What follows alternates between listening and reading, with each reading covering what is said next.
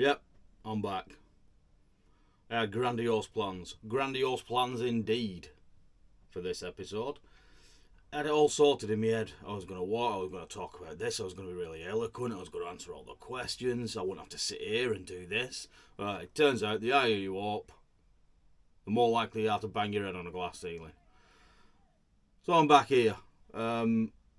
I can't talk to cameras outside. I can't do it. I know exactly what I want to say, but I rush and stumble through it.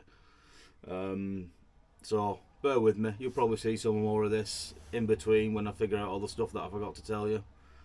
God, I thought this was going to be the week, but seeing me here makes the next thing you're going to see all the more ironic. Check it out. I'm outside the boat, feeling like a complete idiot talking to a camera. First of all, if you're watching this early on Patreon, thanks for subscribing. I'll try and get the videos to you as early as I can. Try and make it valuable for you. Only time will tell. This video is going to be about answering your questions about the boat. Let's look at some boats. You don't need to look at this mush. Some cool boats in here. Answering your questions about the boat, showing you around properly, things like that. Let's look at my favourite ferry. First of all, I want to say thank you to everybody that's commented, given me advice, positive messages, for sitting there and watching this unpolished turd try and roll himself in glitter for you and make a video. I appreciate it. There have been some bad comments, only 4 of them, negative ones. A couple of them cut me deep, I'll be honest, but I can't do anything about them people, can I? I'm not a magician.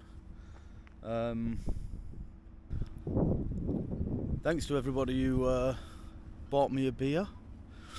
This hangover today is your fault. Thanks. I'm going to hold my hands up. I wonder if I can edit that together so it looks like they're both up. The first video, I wasn't really happy with it, the first episode one. I think speeding it up for the short one, not good enough. My friend Lindsay, she's quite enjoyed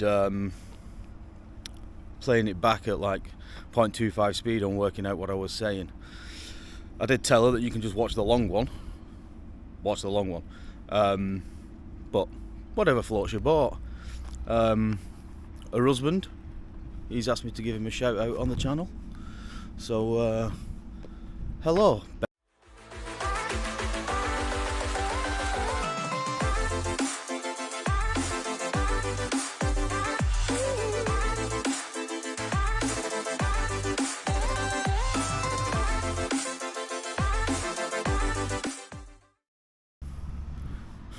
You didn't think I were actually going to do it, did you? Oh, you sweet summer child. Right. A few of the comments from gatekeepers say that I can't be a sailor because I've not been reading sailing books since I were a kid. Well, I was brought up on a council estate in Bolton. We didn't have books in our house, we had Finder's crispy pancakes.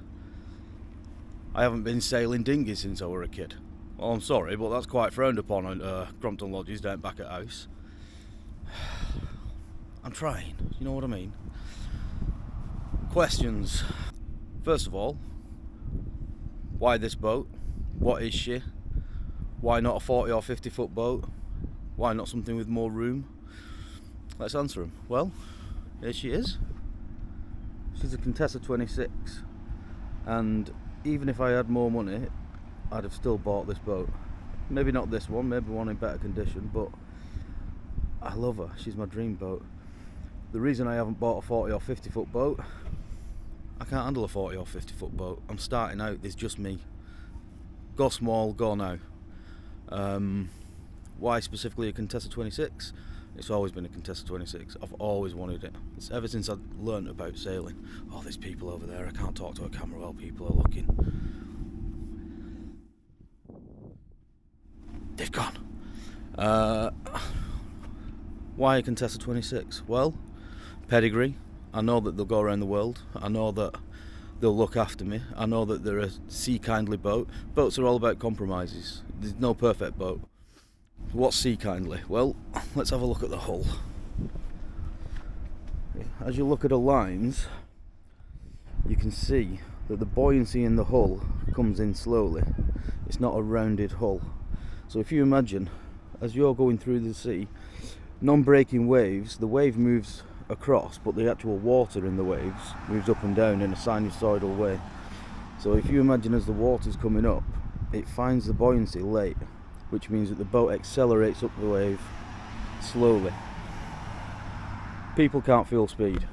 If we could feel speed, we'd all be sick because we're all moving on a rock through space. We feel acceleration.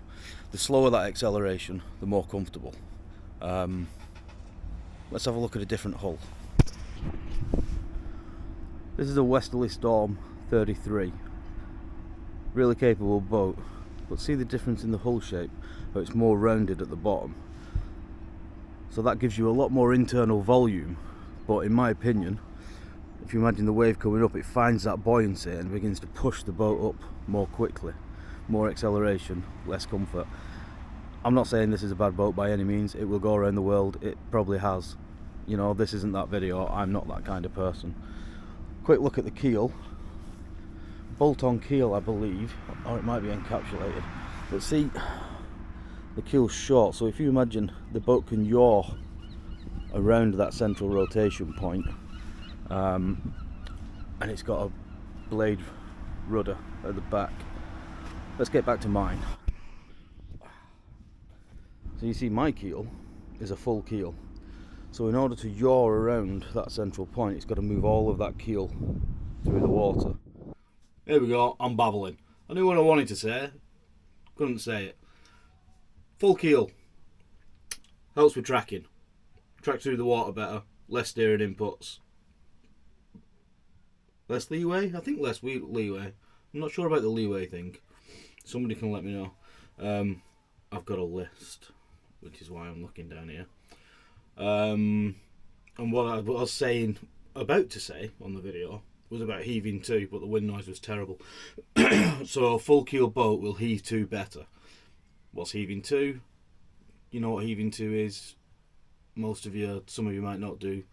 So to heave to is to stall the boat at an angle to the wind with the rudder trying to get the nose into the wind.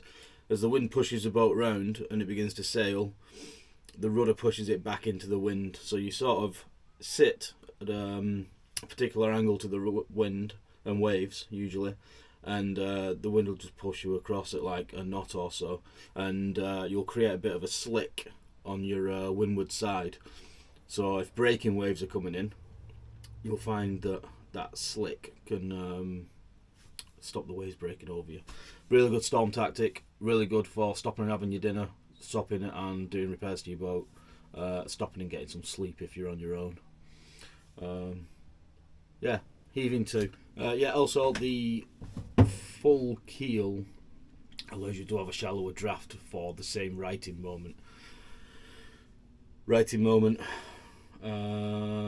I'll go into it at a later date because most of you will already know, and I'm not teaching grandmas to suck eggs, and everybody's got Google. You don't need some fat bloke from Bolton to tell you when he's only Googled it himself. Keels, Google them. Ta. So that's why I think this boat is a sea kindly boat. I may be wrong, this is just stuff I've read. Hull itself isn't in bad condition. It's laid up solid fiberglass. There's no core or anything in it. It's got osmosis, but boats of this age all have. It's not going to sink the boat. I'm not going to fix it. It costs too much. It's not a safety concern. So my rudder, as you can see, is a transom hung skegged rudder, so it can't sort of fall out at the bottom of the boat basically. If we look at the stern, you'll see how she comes up to a point at the stern. So imagine in a following sea, that's going to push that stern up gently, rather than modern boats with the sort of really wide open transoms which give a load of space and interior volume, but maybe not as comfortable. Again, those boats go around the world all the time. It's not that video. Looking at these, so these little corks are for beaching legs, which I've got just around here. So these legs, they bolt through the hole there. You tie them fore and aft, and as the tide goes out, they sit just there. The boat will sit on a keel on the beach, lean over onto one of the legs, and I can dry the boat out on the beach. Phantasmagorical. Right, let's go upstairs. Right, we're upstairs. Stern locker. We've got the fuel tank, and I've got a tiller pilot. I've tested that works all good. And we've got a tiller.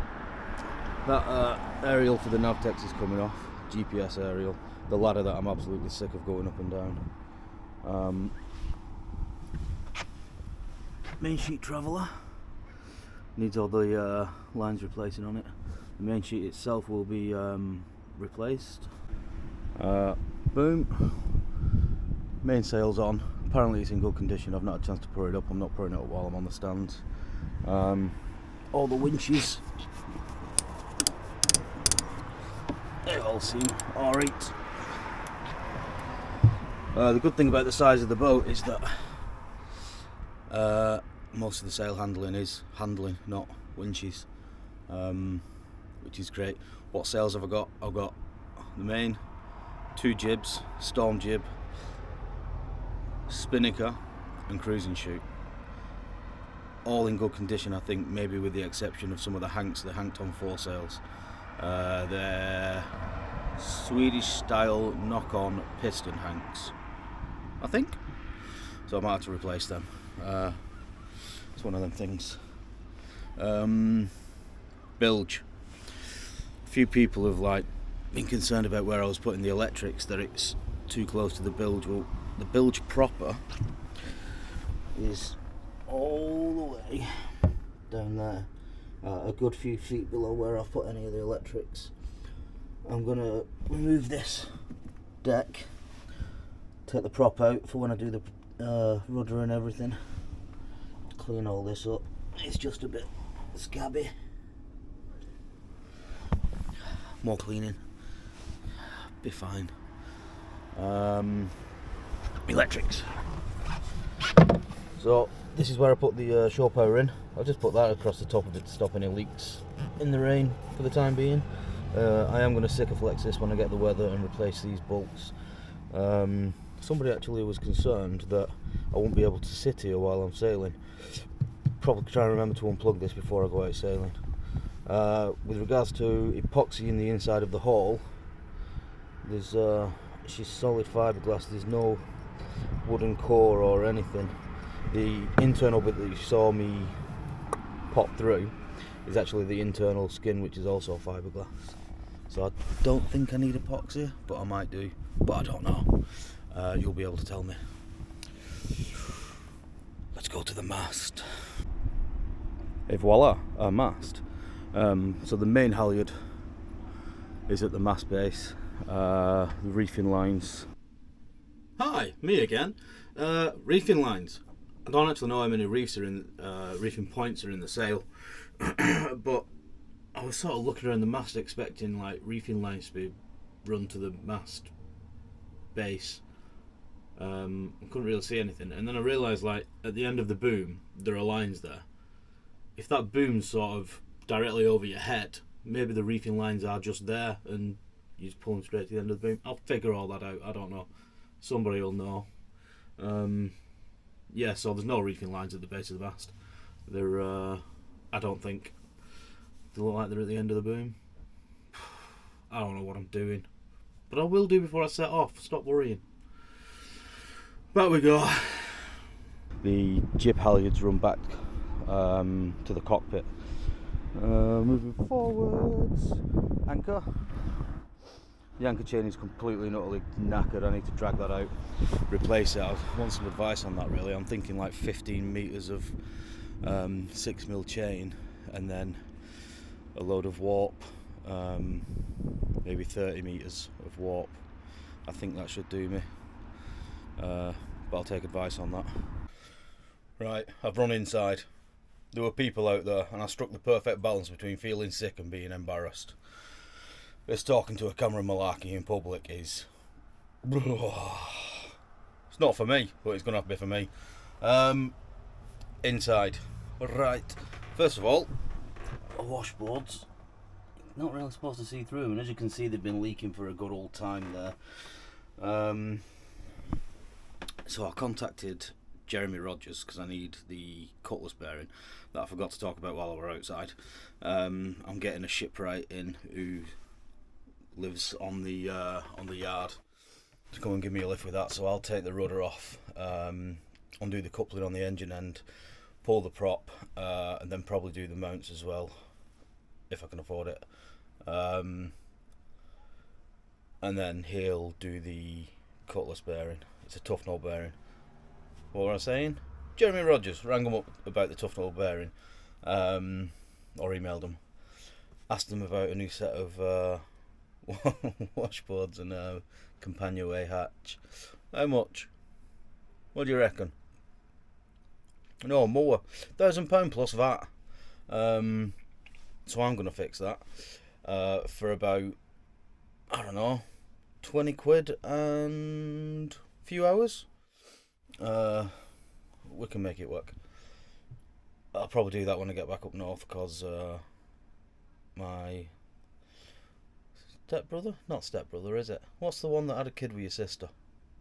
Brother-in-law is, he does wood, as does my uncle. I've got a teak deck for the cockpit floor, which my Uncle Jay's sorting out because he's good with wood. Not a euphemism. Let's talk about where I put the electrics, because I've had a lot of comments and advice about that, which I appreciate all of it. By the way, I'm not tidying the boat. I'm living in it. I'm working in it. It's a mess. It's gonna be. It's a tiny little boat. Badoosh. Yeah, that's how much whiskey I drank last night, and that's why I feel like death. So the electrics are in here, probably about 6 inches higher than the bottom of this wood, which is glassed in and sealed. And then we've got more hull, and then we've got the floor, and then there's another good foot under there. All the way from front to back is a channel that water can run down into the bilge. I've got a manual bilge pump here. I don't know about the placement of it. If you're in a position where you need to be... God, I look awful. I'm not sure of the position of it.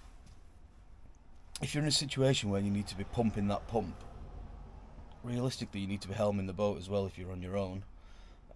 So ideally I'd like it sort of outside in the cockpit locker next to the helm position. So I might move it, I might not. I'm gonna get electric bilge pump, install that, and then it should be good to go. There is actually a switch there for a bilge pump, but no bilge pump to be seen. So I don't know if it's failed and just been binned or what. Yeah, so a lot of people have suggested that the electronics should be above the waterline. Unfortunately, the waterline's up here somewhere, so I'd have to put them on top of the chart table, which isn't realistic. Like I said, everything's a compromise. The comments about epoxy in the wood, great. I should have done that. I am actually thinking that when I get back up north, I've got access to all the plastic that I want, because I used to work in a plastic recycling place. I can go in there and get some plastic sheets. It's medium density polyethylene. I'll have to look into whether that's going to be risky, fire hazard or melting or anything. If you know about that, let me know. So that's going to be replaced. That's just to get me back up yonder. I mean, all of this work that I'm doing I'm basically just doing it because I'm waiting for some insurance money to come through, so that I can get the bearing and the underwater stuff to do. So I'm just basically doing this because I need to do something. 12-volt system in bits. That's upcoming video, probably the next video. I'll go through all of that and why it's all in pieces. I've got a fish finder depth sounder, chart plotter. I have a handheld little GPS doodad as well somewhere. VHF is in there. That's all coming up in a later video, why that's a complete mess. Oh, if anybody knows how to get these bloody lenses off to change the bulbs, please let me know. I've tried twisting them and all sorts and I'm scared of breaking them. This one's fine. This one not so much. I need to replace it and I don't want to break it. Galley gimbal stove. I'm going to show that in an upcoming video because I've had it welded and I'm going to polish it all up and make it look all shiny and nice. So I've basically been on cold food for a while. Been living on £7 a day, getting 2 meal deals from Co-op. Occasionally £9 a day when I treat myself to some bottles of water. Or a cheeky McDonald's. So yeah, that's upcoming. What else have we got? So there is actually another anchor under there with a load of road. So I may be able to utilise that rather than the one up front. My little heater that's been keeping me warm. Hanging locker. Life vest with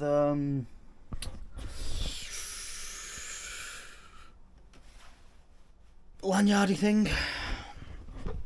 Sea toilet. The old heater that I was using before I got electric. Sea toilet. I'm thinking about getting rid of it, if I'm honest with you. Can't use it at a marina, can't use it at anchor. The only places where I can use it, I can just buck it and chuck it, can't I? It's taking up space and it's 2 holes in the hull. So I'm thinking about getting rid of it and getting a composting toilet that I can use when I'm at anchor or in a marina if the toilets are too far and I'm being lazy. Sounds posh, doesn't it, composting toilet? I'm thinking bucket with a bag in it with some sawdust. Look at the state of me. I'm not posh. Moving forward. The fore cabin. Kadoosh. Right. Ow, ow, ow. Oh yeah, there's not much room. Where I've been sleeping needs a good clean, but and this there is part of my wind vane self-steering system that came with the boat. Which is another huge plus because that's what's going to take me across oceans. You can replace these old hatches with square ones with mouldings and stuff that you can get to Jeremy Rogers, but I don't know if I'm going to do that. And then all the way forward is the chain locker with a lot of corroded chain in it that all needs to go in the bin. That is about that, I think. A few people have said you've paid too much for the boat. I don't know if I have or not. It seemed like a good deal to me. There's not that much that needs doing really. This isn't a refit job. This isn't a refurbishment, full refurbishment. This is a repair. Get it working. I'm not bothered that she's tatty. The state of me. I don't want a flash boat. I want to get her safe and operational. I'm getting somebody out to inspect the rigging. I'm delegating that. I'm not messing about with that, and I'll try and pick his brains and get some knowledge from him. I assume his brains could be her brains, whoever I get to do it. Apart from that, equipment. What came with the boat? Brand new dinghy for a start. Gold dust. That saved me what, 500 quid maybe. No motor for it, but you know, that's something that I'll have to invest in at some point.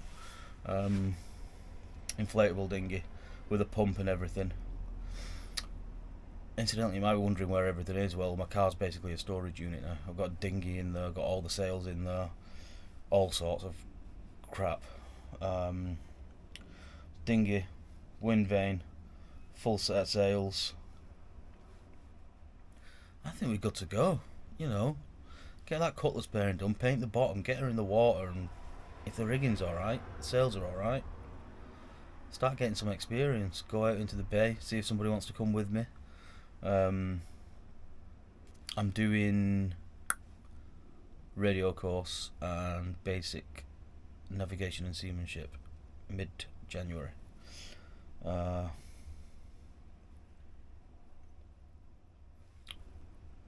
can't think of anything else, so you'll probably see me in a minute sat at the computer when I've remembered. Adios. Sounds like I can tell the future, isn't it? I know this video's too long for some of you, not long enough for others. If you want Goldilocks, sometimes you're going to get some burrs. Once we get past them, I'll get it. There's no long and short version of this, that's just for the boatwork stuff. Speaking about the miserable weather, tag on to the end of this just some little clips of like me going out and checking the deck and stuff like that. If you want to watch it, watch it. If you don't. There are links below if you want to click them. Up to you. Adios. We're going on an adventure. We're braving outside. It's blowing stupid knots. Last night, I don't know if you've seen on the Instagram, the leg came loose on the cradle that I'm in. So I'm going to go outside. We're going to have a walk around. I'm going to try not to fall off the boat, try not to slip on our arse, and hope that all the legs are still on. Let's go!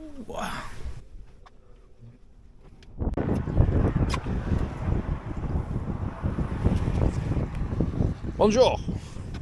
So, as you can see, if you can't see, we've got the main sheet tied down and clove hitched. We've got the boom tied up to the stanchions, just in case. We've got all the halyards tied off the mast and onto the stanchions, and the sailbag tied up. Everything's in fine fettle. Some of the next door boats that are making all the noise. Demetrius is nice and quiet.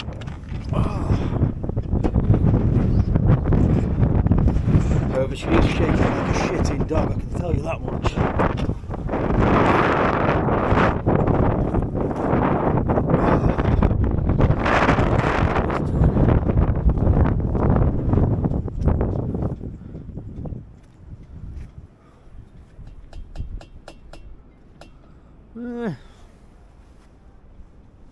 Good enough.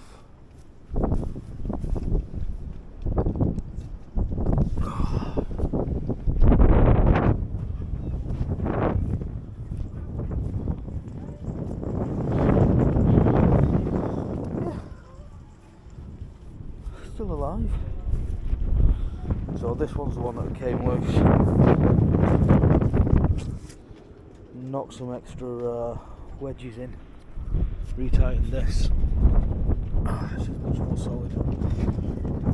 I think due to the shape of the hull, sort of she's sitting on them rather than being against her and stopping lateral movement.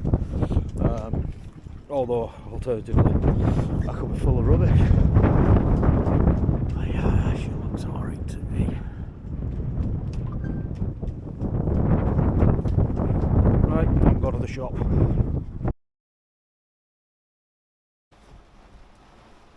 Buy a boat, they said. It'll be fun, they said.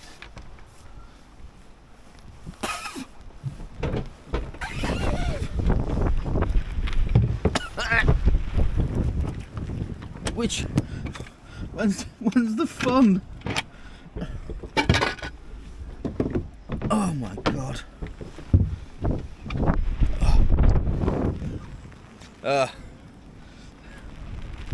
It's been nicer outside.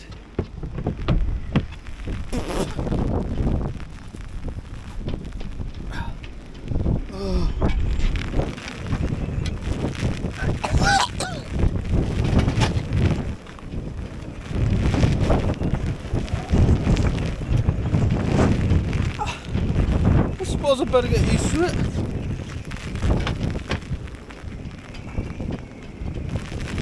God. Shoot me. Oh.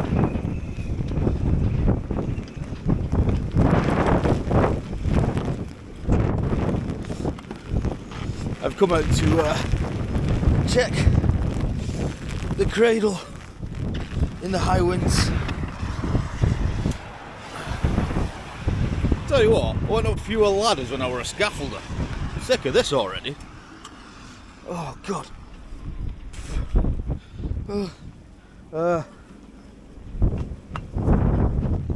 It's all good, I'm going to McDonald's.